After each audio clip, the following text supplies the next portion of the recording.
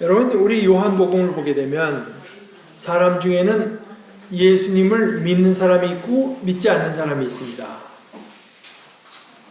근데 여러분들 한번 제 말에 소리를 내지 않아도 좋으니까 한번 대답해 보십시오. 예수를 믿는다고 하는 것은 오늘 말씀대로, 예수님의 말씀대로 예수께서 하나님께서 특별한 목적을 가지고 우리에게 보내신 분이라고 하는 것을 믿는 건데요. 자, 믿는 사람이 있고 안 믿는 겁니까? 못 믿는 겁니까? 여러분 한번 대답해 보세요. 믿는 사람이 있고 안 믿는 사람이 있습니다. 근데 그게 안 믿는 겁니까? 못 믿는 겁니까?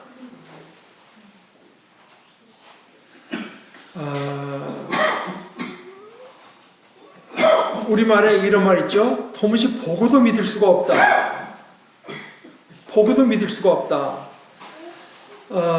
봤으면은 믿게 되는 것이 이제 인지상정인데 너무나 큰 일을 보고는 이제 그거 참 믿기 힘들 정도로 놀라운 일이 일어날 때 우리가 그런 말을 하지 않습니까? 그런데 우리가 이제 크게 생각해 보면 이렇습니다. 우리가 믿는다. 그럼 믿어줘야 믿는 거 아니겠습니까? 믿어줘야 믿는 거니까. 그러니까 우선은 쉬운 대답은 못 믿는 겁니다. 믿어지지 않는데 어떻게 믿겠습니까? 믿어지지 않는데. 성경에는 그런 면이 있는 것을 충분히 인정합니다. 그런데 특별히 요한복음을 통해서 나타나는 하나님의 입장은 이렇습니다. 근본적으로 우리 인간은 믿으려고 들지 않는다.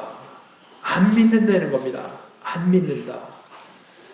우리들이 그래서 이제 제가 이해하기로는 키에르케고르 같은 사람은 예수를 믿느냐 안 믿느냐가 아니라 예수를 믿느냐 실족하느냐, 발을 헛디뎌 가지고 실족하느냐, 이렇게 이제 나눴습니다. 예수를 믿느냐, 믿는데 실패하느냐.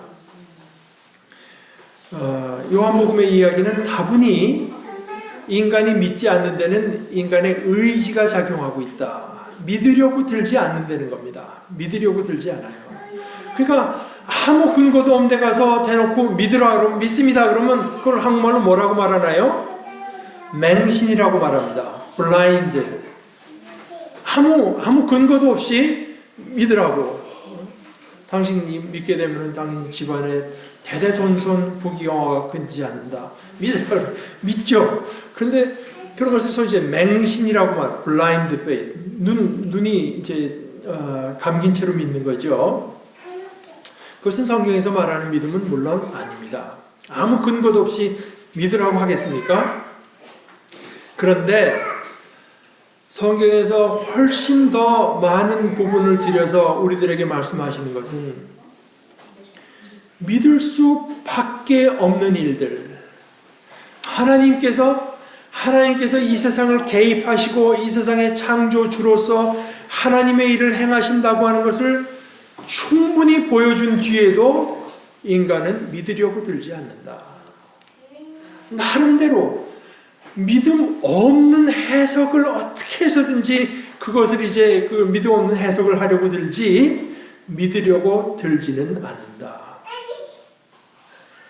그것이 요한복음에 특별히 아주 강하게 나타나 있습니다.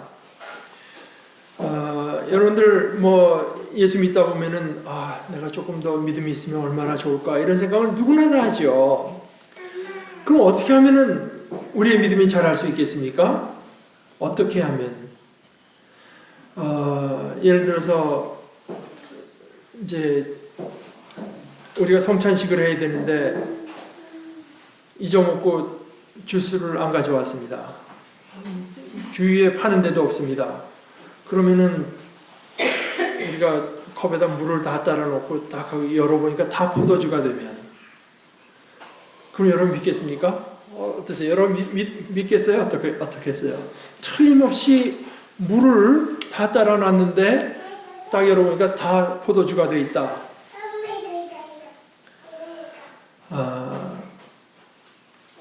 또는 뭐 그건 어저께 누가 저희 그 친구들 모였을 때 한 얘기인데 남미의 어떤 그 선교사가 한 이야기인데 거기서 무슨 모임을 하면서 사과를 한 250개인가 준비했는데 그 남미 사람들이 어떻게 소문을 듣고 한 600여 명이 와가지고 이거 뭐 걱정이 됐는데 다 나눠주고 나서 보니까 저기 2상자가 더 남아있더라.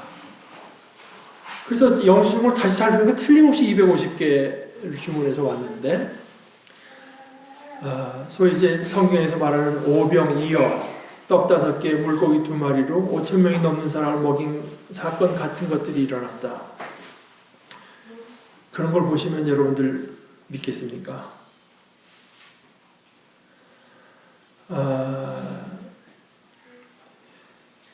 오늘 성경에서 요한복음에서 특별히 말씀해 주시는 것은 틀림없이 그런 것들을 보고 믿는 사람들이 있습니다. 그런데 누구나 다 믿는 것은 아닙니다.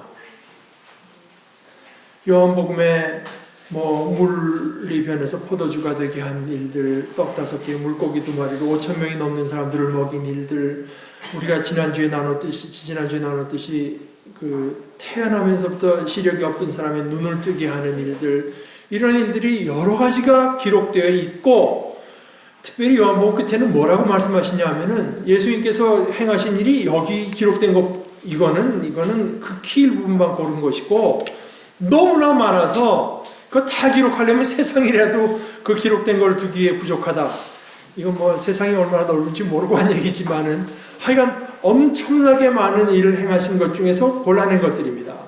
그런데 그렇게 많은 일을 보여준다고 해도 자동적으로 우리가 그렇게 놀라운 일, 도무지 세상의 이치, 우리가 이 세상의 내재한 이치만 가지고는 설명할 수 없는 일이 일어날 뿐 아니라 여러 번 일어나도 자동적으로 믿게 되는 것은 아닐 뿐 아니라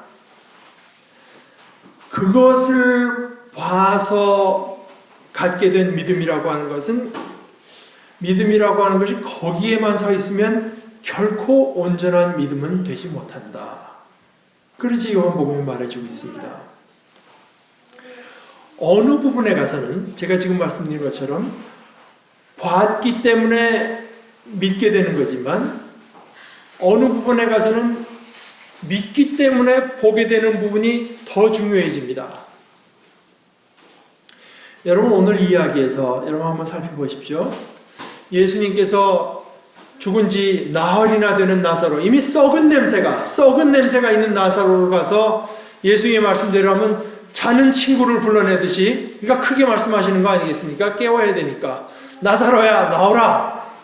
그러니까 나옵니다. 썩은 냄새가 나던 나사로가 그 뭐 배를 동여맨 채로 나옵니다.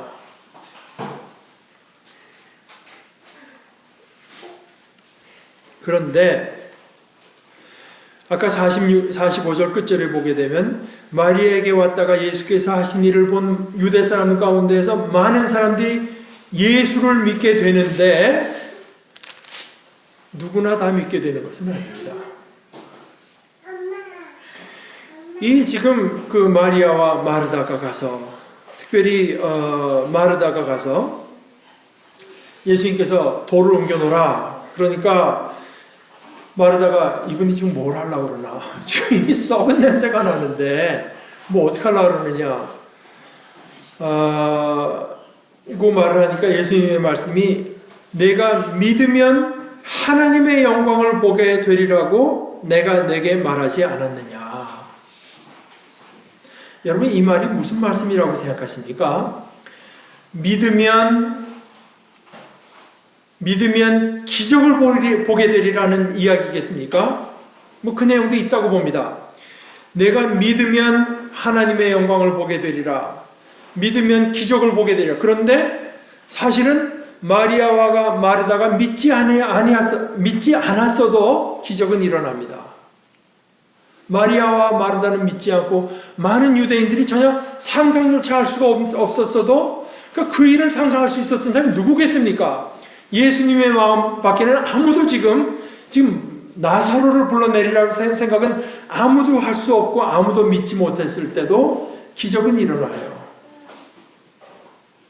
그러니까 내가 믿으면 하나님의 영광을 보리라고 하시는 말씀은 우리가 믿게 되면 전혀 불가능하다고 밖에 볼 수 없었는 일들이 일어난다고 하는 뜻이 포함되어 있을지는 모르지만 그거보다는 하나 더 나아가는데요. 그 하나 더 나아가는 데가 결정적인 데입니다.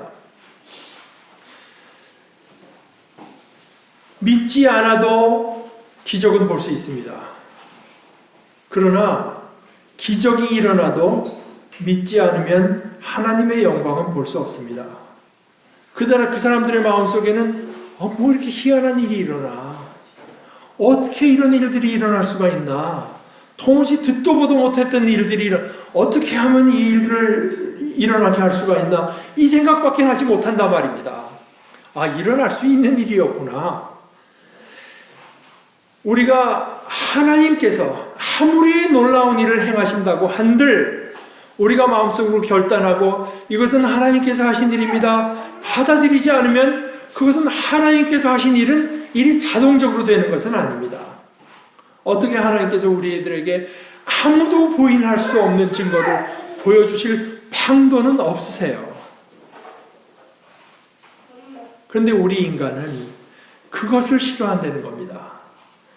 그 일들이 하나님께서 일으키신 일, 하나님의 자비가 드러난 일, 하나님의 능력이 드러난 일, 나아가서 하나님이 생명이시라고 하는 일, 또 오늘 예수님의 말씀대로 하게 되면 예수님은 부활이요 생명이라서 예수를 믿는 자는 죽어도 살고 살아서 예수를 믿는 자는 영원한 생명을 얻어서 죽지 아니라고 한 그것을 나타낸 사건으로 보는 것은 아무리 놀라운 일들을 많이 본다고 해서 유리한 입장에 놓이는 것이 아닙니다. 우리가 하나님의 말씀에 순종하고 마음을 정하는 때가 있어야 돼요.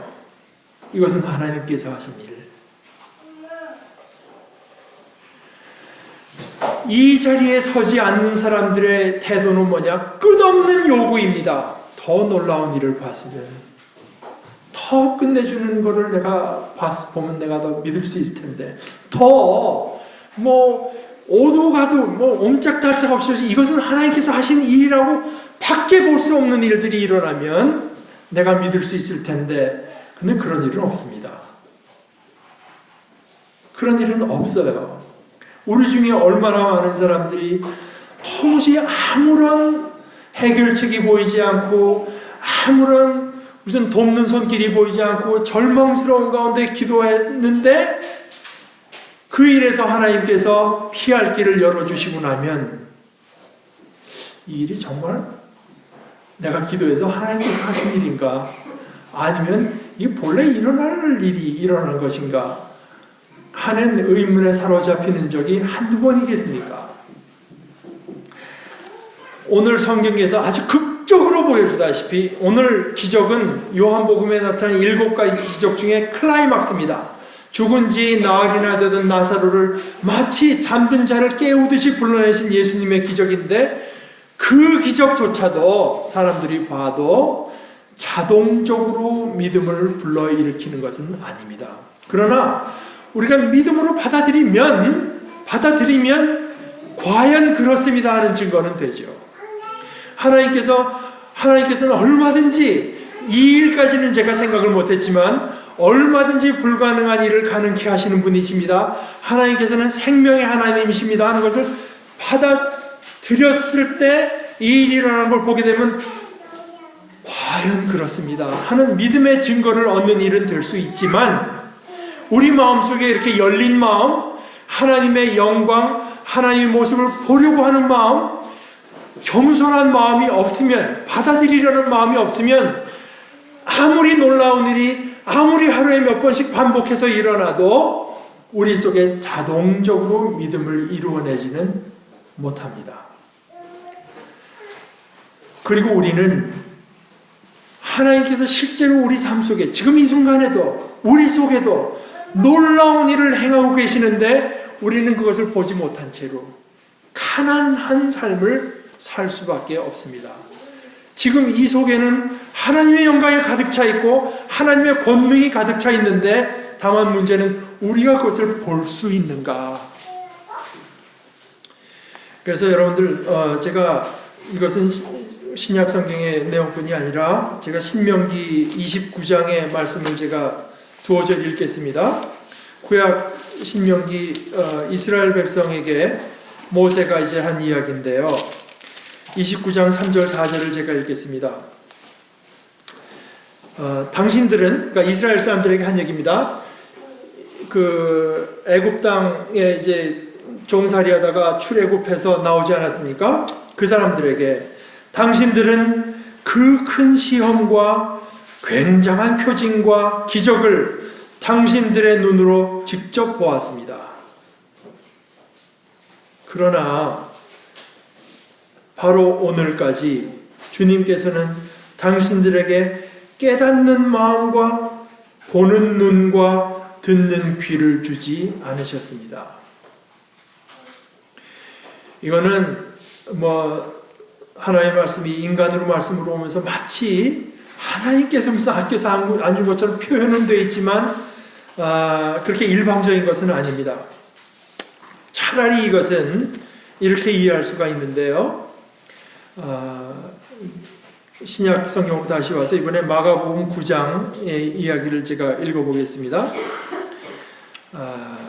지금 이제 어떤 사람의 아이가 귀신이 걔를 사로잡으면 애가 거꾸러지고 거품을 흘리면서 이를 갈고 몸이 뻣뻣해지고, 그래서 이 사람이 예수님의 제자들에게 귀신을 내쫓아달라 그러니까 못했습니다. 그러니까 예수님께서